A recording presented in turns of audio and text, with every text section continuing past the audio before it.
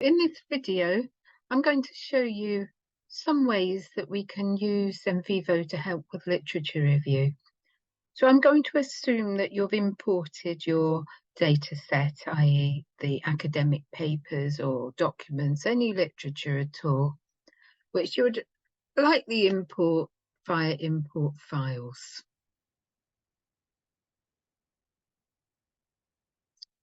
What I would then suggest you do is to take that literature and group it according to topic, because we're going to do a number of analyses, particularly Autocode by theme.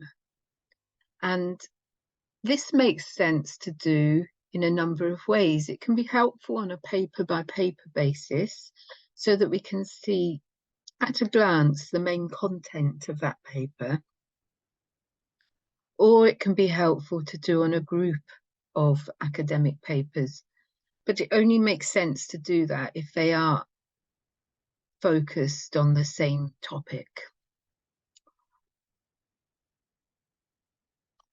So here I've made a number of subfolders, which I've made by clicking on my literature folder, right-clicking on my literature folder, making new folder. Okay, so I've made inclusive ed and literature, maths literature, and methods literature. I've just put the odd paper there, but you'll no doubt have far more, especially at the beginning of a review. Now, whether you are using systematic review of some kind, or you're doing a narrative review or a scoping study, you will have an approach to dealing with the data, because in the end, we take these papers and it might become a chapter in a dissertation, chapter in a thesis. Or if you're doing a systematic review, that systematic review might become your dissertation as a whole. But there will be process involved. And usually the process is to pull in as much literature as you can, where you'll be searching different search engines, perhaps Scopus, perhaps Web of Science, for instance. There'll be a number of places that you collect your data from. There may be policy documents from a number of sources. So you pull in your literature, and that's why I've called this one. This is our initial set of literature that I'm trying to look at and organise in a way that will make some sense to me. The next stage is likely now is where we start to read that literature in more detail. Okay, so we might need to, we can do that within NVivo if we want to. So we click on the paper, we can read the abstract, we can read the whole paper. And at this point, we're reading with the point of view of thinking, well, is it actually relevant to my research question? If it is relevant, we take that paper, we'll copy it, and we'll put it into the next folder. And again, you may need to make some subfolders because you may still be working with multiple topics. Okay, so here we're putting literature that's relevant. And if you're doing a systematic review, you may have some very tight inclusion-exclusion criteria, and then some very tight indicators of quality. And it should be pointed out with a systematic literature review, when we're looking at indicators of quality, it is quality in relation to the research question that you're wishing to answer. But quality indicators would be expected, and so often we would then take set 2 literature, use the quality criteria to see if the papers move and can be moved into set 3. And again, I wouldn't recommend that you cut them out of stage 2 if they've moved to stage 3. Keep a good record. So if we just simply copy and paste, we're not going to then lose that paper, and I can stick it into here because we've decided it's a quality paper. Okay, so I'll leave you to read the literature review methodology papers to decide what kind of inclusion exclusion criteria you'd be wanting to work with, and also what type of inclusion quality indicators you'd be then using in stage 3. This is a very typical process, and I'm showing you here really because I want you to see how easy it is to use the folders to map out your process. The next thing I might do is to take the literature that is relevant, and I might then do Autocode on that because I want to see quickly what is being discussed in this relevant data set. And again, you might want to make some subfolders so that you're keeping like with like, especially when we're dealing with very high numbers of papers. But just for demonstration purposes, yeah, let's Autocode. We'll Autocode on themes. It's basically going to do a content analysis.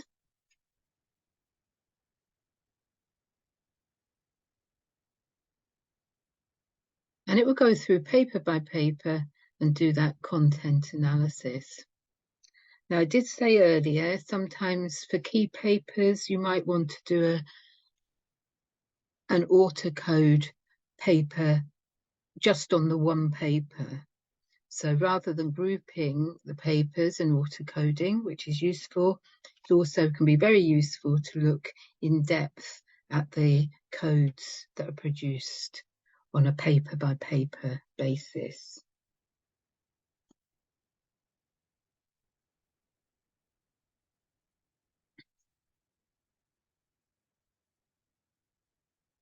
So it's just making those codes now.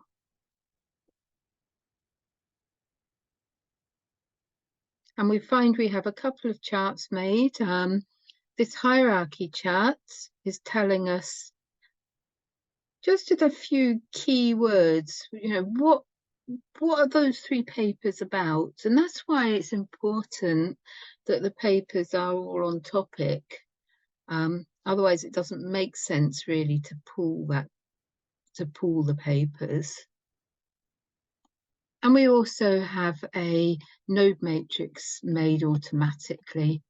And here we can go paper by paper and look and see what has been written about each of the content codes. Okay, so those 7 quotes there should be about connectionist approaches to teaching. And we should see that there. So you're never far away from the data. Now, just as when you're using autocoding to help get a handle on interview transcripts, I would say autocoding's got a similar status when we're working with the literature. I.e., I might not want to rely entirely on it. Often it's a case of looking to see, well, which codes have been produced that are very useful, and then incorporating those codes into your own coding of the data. So you can do the autocoding, but also manual code the data as well. You will see here autocoded themes arrived. Now, what I want to do is just change the name. If I don't change the name of that folder, when I autocode again, new autocode will also be added to the same folder. So this was for, I think it was set 2, wasn't it? Set 2 included literature. No, whatever it was, you can just write that. name in there, so we know what that autocode is an autocode of. So that is very, very important. It's easy to forget.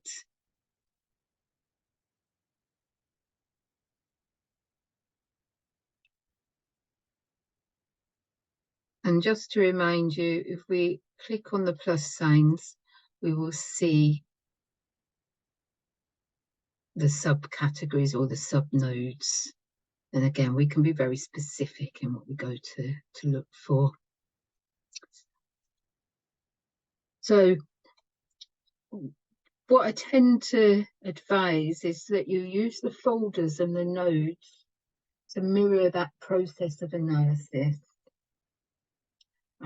And just using copy and paste, so you're keeping the process. It's really important in a literature review that you're able to show in depth the process of analysis, so we know what literature has been searched, how it's been searched, how decisions about the inclusion of the literature in the review have been taken, how quality has been judged, if that is relevant to your particular literature review methodology.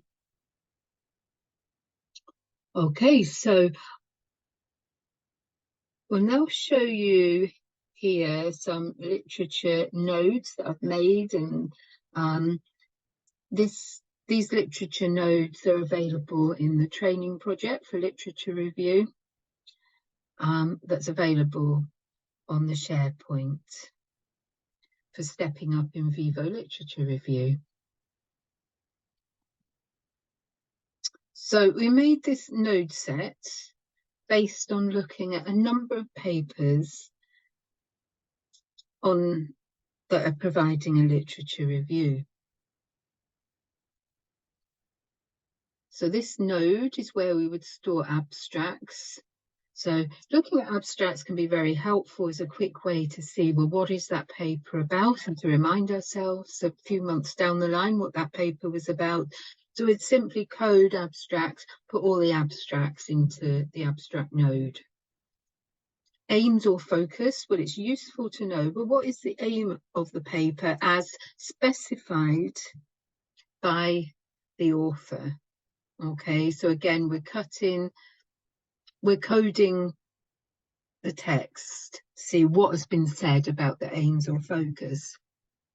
Now, you may have an alternative point of view, or you may want to comment on that. So remember, you can always add a memo and add that memo to the individual paper that you're discussing. Okay, so one memo can be attached to one paper. That's where you'd keep those notes, or where you'd annotate. So this is just the coding of the actual words, the actual text in the academic papers or other documents. So research design, epistemology, you might be able to, they might have said something about epistemology, so that might be useful to keep. The findings, how the paper, what they claim, what is the contribution to the literature of that paper as claimed by the paper authors. The methodology, anything they say that's specific or important about methodology, methods, where you can store the research questions, again, as stated in the paper, anything they put about sample size or sample methods. So we're getting a good indication of the research design. The research gap. So many times papers will specify and say, well, this research is aimed at filling a particular research gap. Well, what is it? What do they say it is? What were their recommendations? Now, they may also have done a thematic analysis, or there might be other themes or content area. And so you can add theme 1. So new node should come off theme there, I think. So I call that theme 2, etc. So you can add in themes, different areas of content as you see fit. So feel free to use this as a basis for manual coding. There's many things we could say about literature review in NVivo, but I'm going to restrict myself to one more, and that is the use of the framework matrices. Okay, so I'll just call it test 3. Here I'm going to select my papers.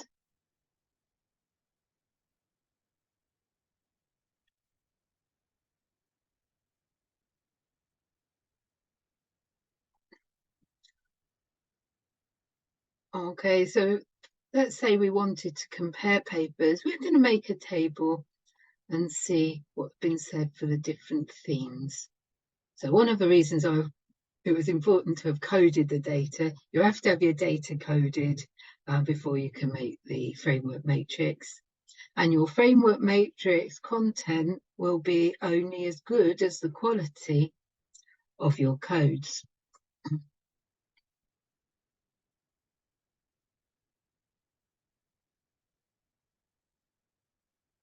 Okay, so I'm just looking here in nodes. Yeah, that was the one we just did, so I will use this.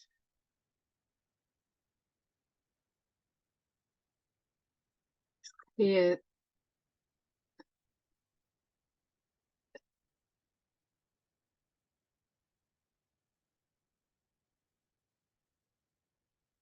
Right, I won't take all of them. One of the ways you can use the framework matrices is towards the end of a study where you've got certain codes or certain aspects of the literature that you wish to display. And if you're thinking about reproducing this as a table, you can't have too many columns, otherwise it would just look unwieldy and not be readable. The other way you can use it is more as a tool, a thinking tool for yourself. I'm just picking up a few. I haven't tried these before to see if they work, so it might work well, or we'll see if we're lucky. So the framework matrix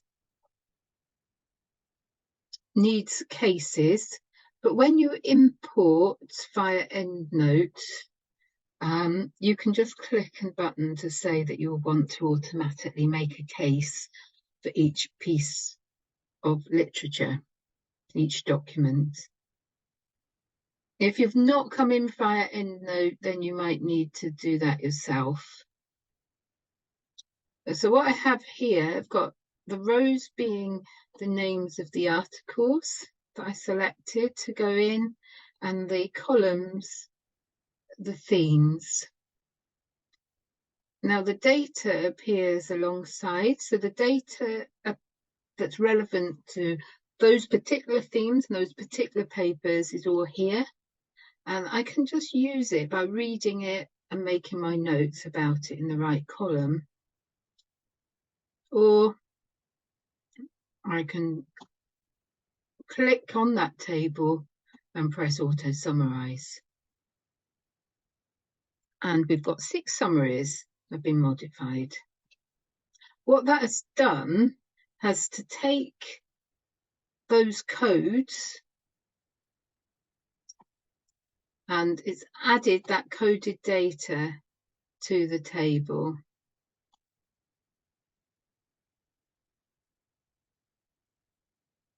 So in this case, we can see these codes were very relevant to this particular paper, but not relevant to this paper.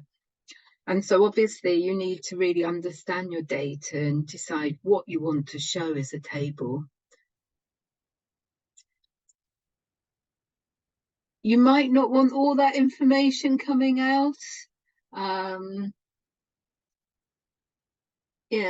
but you can easily edit this and make it into a table that is useful, showing the text that is useful for you. So I would say you wouldn't expect a framework matrix to produce a table that you can simply click on and copy and paste into your final report. but it is a way of cutting down a lot of work. It's as good as the quality of your codes. So all codes that are in these papers are put into the appropriate cell, and then it's up to you just to click on the cell.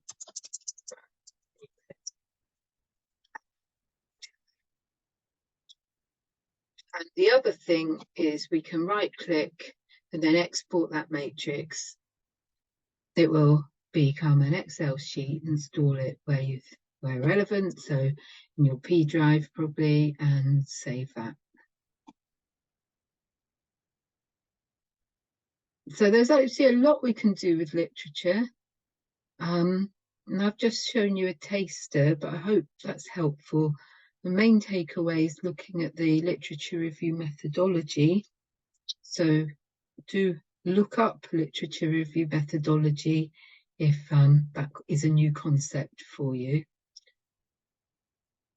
But also using autocoding, using framework matrices, and having a dedicated coding frame available. And of course, depending what you want to do with the literature, once you've got to stage 3, those quality papers that are really relevant to your research question, is at that point you might be deciding, yeah, I want to do a thematic analysis. I don't mean